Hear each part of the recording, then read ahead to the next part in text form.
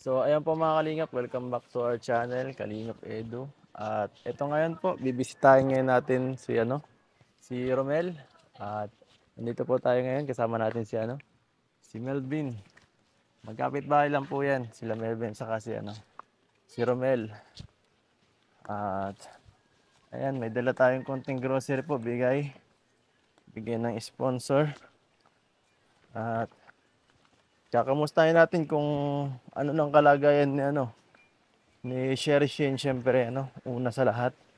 At sunod is yung sa kanilang tahanan, kung ano na ba ang balita kasi nadidelay yung pagpaayos natin ng bahay nila.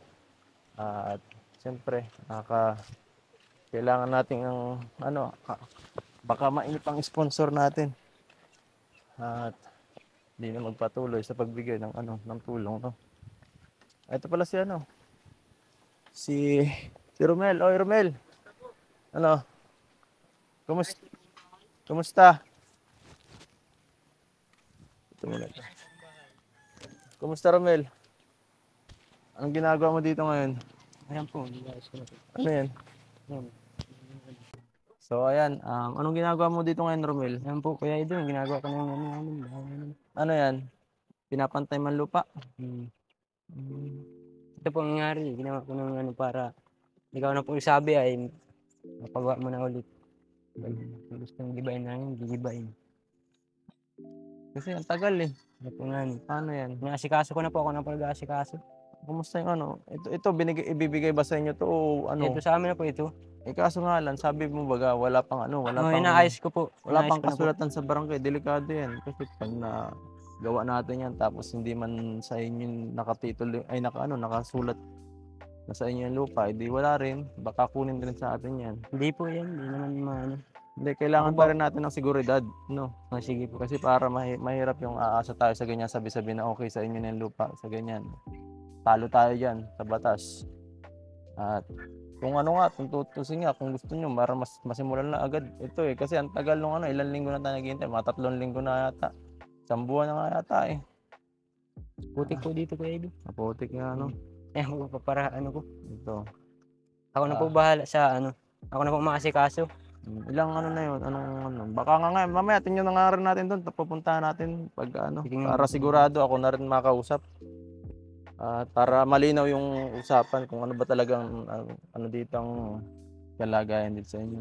At ito, Nangyari. ito. Nirecrap ko po ito para hakot kong bato galing pong ilog. Yun po. Ako lang po nagtrabaho. Delikado to, mataas. Baka kayo Hindi po, malaglag hindi dito. matibay man po ito.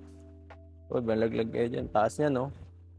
Para pag ma-adjust na lang po kami dito, baka hindi man tumago po pagdating araw po. Po. Hindi ba? Sa'yo po. Kita niyo po. Grabe. Yun po. Kumusta naman kayo dito sa sa inyong tahanan dito, Romel? Ayos naman po, nakakaraos man. Kahit pa paano mga binibigay mo po sa aking sahod. Yung binibili kong bigas. Binibili ko pong pagkain namin. Yung yung tungkol kay kay sa kapatid mo. Yun po, nahirapan po. Wala po akong doon, pang pamasahe. Napapabayaan ko na nga po yun. Walang kontak. Napapabayaan ako. Pero nakakontak mo naman, hindi. Hindi ko man po makontak, di man po alam yung number ng ko doon. Wala siya kahit Pero kahit tawagan Facebook, ko po. hindi siya nakikichat kahit sa iba sa Facebook, Kahit tawagan ko po sila, hindi man papauwiin po yun doon. Talo po ako sa sagutan ko doon. So sana ang plano niyo doon para kay Sherry? Ewan ko po yun si mama po hindi ko man po na alam ko anong plano. Pasapin po natin si mama. Ay, magandang tanghali po. Magandang tanghali. Kumusta? Maiba tayo na. Si Sherry Shane, kumusta? Wala kayong kontak? Walang kontak. Hanggang kailan yun doon? Nakakatapusan ng dun. Sige. Hintayin na lang natin yung April. June. Ay, sige. Ay, pamasahe na kayo. Wala pa nga. Wala pa, paano yan? Di pa. Paano, maglalakad kayo niyan, Nay? Malayo-layo ang Laguna. Madali siyang pamasahe. Ang din siyang pamasahe. Grabe. Balikan ay 2,000 kasama na siya. Hmm? May pamasahe nitong kalahati. Hmm. 2,000 lang pamasahe sa balikan. Wala kayong kahit anong impormasyon doon kay Sherry ngayon? Wala na, hindi na naka-off itong cellphone ni ni Bigi. Wala pa akong contact kay ate ay.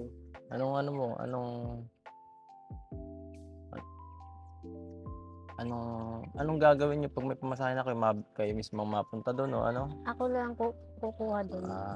Sige po. Tapos mga 2 araw lang, balik na kami dito. Sige po. At ako nang bahala mag ng pamasahe kung totoo pag ano. Sensya na ko Edo, nahihirapan ka rin po sa amin. Ikaw na po tuloy siya nahihirapan. Wala yun. Okay lang basta maging Balak ko sana pag-iipunan ko pa sa 2 linggong sahod ko po. Bibigyan ko kay mama yung pamasahe. Huwag mo nang isipin yun. Ako nang bahala dun. Kailangan din naman po ng kapatid ko sumasama siya din. Maraming alam na po mahirap din eh. Hindi ko na siya papayagan. Oo. At ayan. Huwag kayo mag-alala. Ano yung laman na niya, no? Asikasuhin ta, pero sa ngayon po, aninta na muna yung sa lupa niyo dito. Anong balita dito, Nay? Naman sa bahay niyo. Ang tagal na baga dito na naaasikaso sa lupa. Ano daw wala man daw titulo yan. Wala nga ni. Wala po nga ni. Ano, Puro ano lang po, puro ano ba yun tawag din kasuratan lang. Puro ano Ano, lang po. sa resibo? Ang gusto daw po magawang kasulatan, magagawa daw po kami. Gawa ka kayo, tapos Resibo lang binibigay. Tapos? Lahat na mga Hindi bahay kami na lang dito. po tuloy ano mapunta na. dun sa barangay. Kami na lang po ulit maplano. Kinausap na po namin. Di ko po alam kung nandiyan na ngayon si Kapitan. dapat may resibo na sa inyo to, tapos pabahayan na yung ano. Baka mahirapan ka po. Ako na lang po bahala. Bakit ito pa ang bahay niyo dito talaga may titulo talaga yung nakalagay o ano lang kasulatan lang din na ano. Itong sa Sa barangay lang barangay din. na ito ay binila na ni Kapitan sa barangay. Kung may ari. Parang ganun din dito yung pagkabili niyo yun sa ano kung tutuusin. Na Oo. parang sa namin Kuya Edo. kasulatan sa barangay lang din. Oo. Ito po yung sukat dito. Tapos dito po. Tapos doon. Tapos doon. Il na po ito. Ito sa amin na po ito. Tapos doon sa may papaya po. Doon. Ganyan na po yun. Yung taas na po sa amin. Yan. Il na po yung lupa namin. Sige, okay Sa lang. lang nga yung sukat nila dapat pa ganyan. Tapos dito. So, puntahan na muna natin yung barangay para mas malinaw, ano? Opo. Puntahan natin muna ngayon, siguro. Tara, tingnan natin para mas makausapin ko para kung kailan natin ano yung ano. Para masimulan na natin yung bahay ninyo. Tara. Ay, nga pala, ito pang grocery. Pero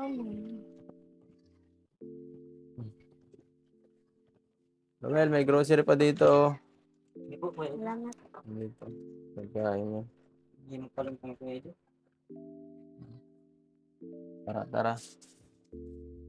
Sa inyo na yan, sa inyo yan. Salamat. Oo, wala nga naman po.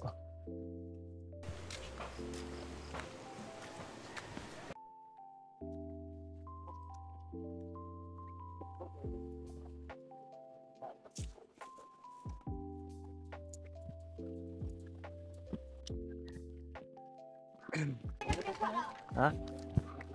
Kaya? Hello po. Sikasuhin po namin yung Yan na yung ano, mismo. Sakto. sa lupa po namin. Yung mapagawa po yung kasulatan. Sa lupa namin. Sabi daw po kasi ano na yun. Sa kanila na daw po yun. Sabi. Silute dito sa barangay site. Magbayaran mo na. Huwag ko nga ni. Ha? Pabayaran mo na. Hmm? Sabi daw po libre. Thank you. Dito. Kano na yung binayado May nito? counterpart po ng 5,000. Ay, Kuya Edo. Kuya Edo. Nagtaon na pala ng premium. nagbayad Si na po. resibo kasi kaya, siya yung sa puro patro. Oo. Ang resibo kaya parang ang ordinary. Ano? Kapit kita ito. Oo. Oo. Ay, nainip yan. Ano po ini?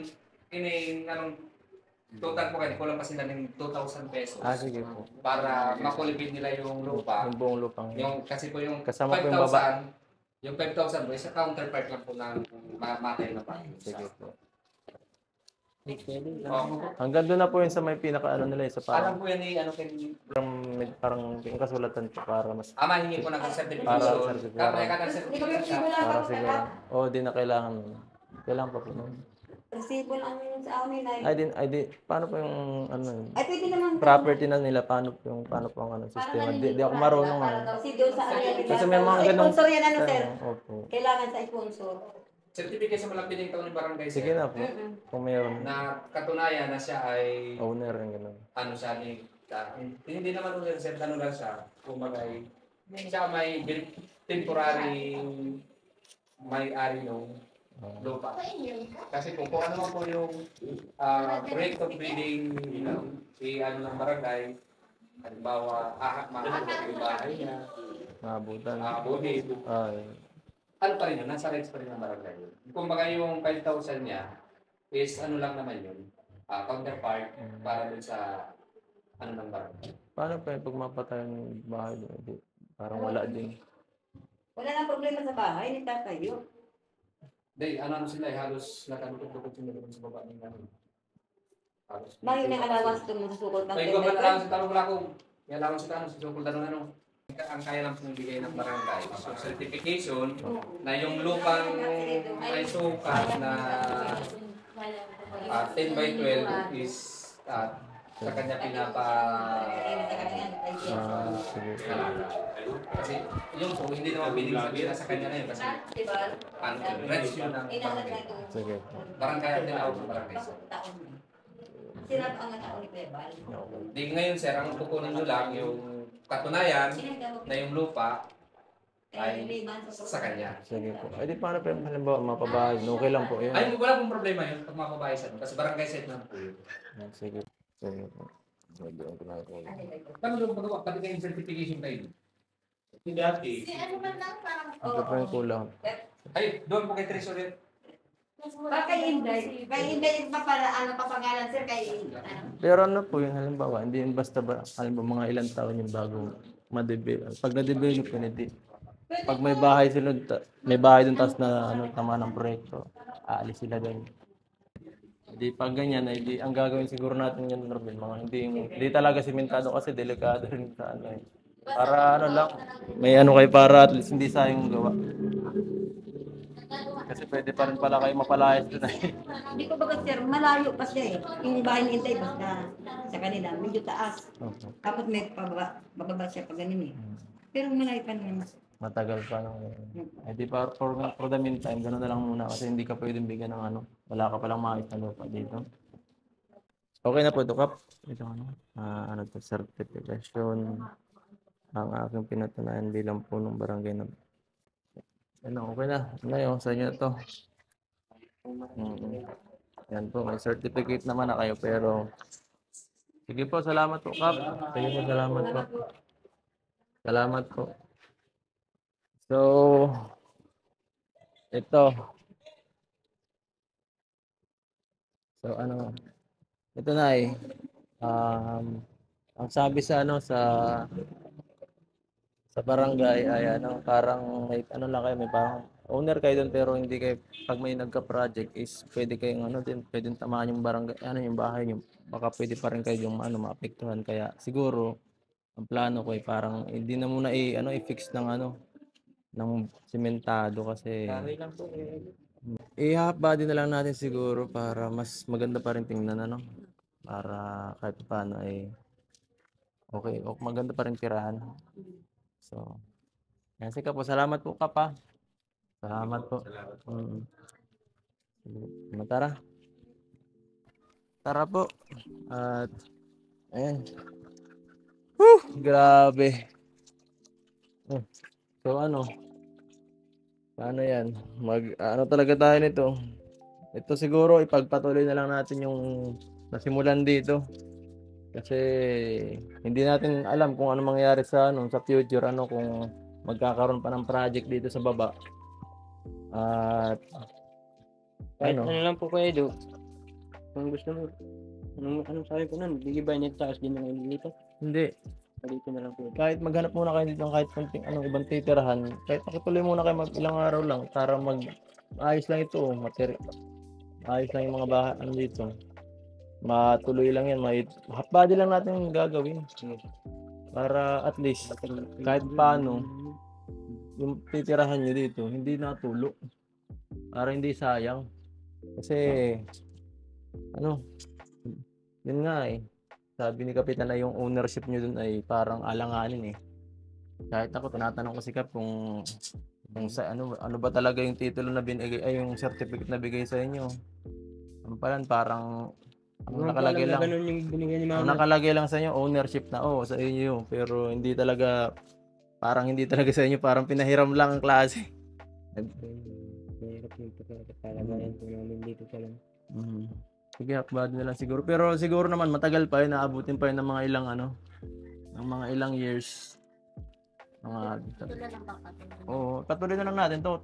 Kunti na lang na ito, baka para matapos to at least. Tapos na yung bahay nyo. Kaysa maghanap pa tayo ng ibang ng lupa. Baka umabot pa tayo ng 100 plus na gastusin yan. Wala naman tayong kukunan ng ganun kalaki. At least ito, mga konti na lang pag hinakba dito. Yung dito, tapos sabihin mo sa kanya paano ang plano niyan para maayos yan. Kasi tabingi dapat mapantayan. Kahit ganito lang dagdagan pa ng konti yan, mga isang hollow blocks or dalawa. Tapos medyo lang.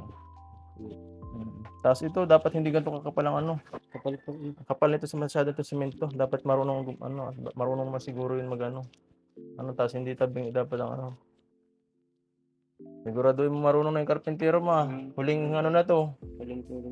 Huling pagpapaayos nito ng bahay nyo kasi magagastos tayo ng sobra pagka pabalik-mali. Sayang yung tinutulong. Hindi tayo nagtatapon ng pera dito. Sayang. Nabias. Sige po. Magagawa naman ng parang. Pwede naman planuhan niya na kung kaya niyang lagyan ng parang tinabaw. Siya nang bahala. Basta kausapin mo na agad kasi pabagal-bagal naman anuhin mo agad pagka bukas o kaya mamaya kausapin mo agad yung karpentero para dire-diretso tayo para hindi na matingga. Pagka natingga sayang yung tulong, baka mamaya mawala na yung nagbibigay. Yung kalahana malapit na matapos. Yung kalahana malapit na matapos. Pag nakita mo yun, ganda na nun. Ganun po sana yun. Hanggat may tumutulong, dapat i-grab mo yung oportunidad kasi yung mga ganyan, bihira lang yun. Dapat pahalagahan natin. So ayan, okay na po ba yun? Yun na muna ang tanong. Yun na muna ang gawin natin para dito sa bahay niyo. Salamat po sa tumutulong sa amin. Maraming salamat po talaga kahit hindi nyo kami tinitigilan tulungan. Kahit ganito yung nangyayari sa buhay namin, may alam ko anong gagawin. Wala pang sapat po isip. Kung may mga sayang man kaming tulong, nagaling po sa inyo.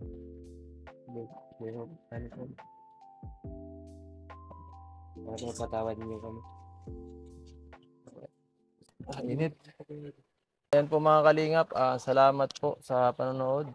Please like, share, and subscribe. At itong kay Romel, simulan na natin hindi na natin ihintayin yung dito sa may baba kasi parehas lang naman pala. Kahit magkaroon ka dito ng lupa sa baba, ganun pa rin. So at least dito nasa gilid, hindi basta-basta tatamaan ng proyekto. At kung yun man, matagal pa. Yan po mga kalingap, hanggang dito na lang. Thank you sa lahat ng support, sa lahat ng mga nagbibigay ng tulong. Paalam po.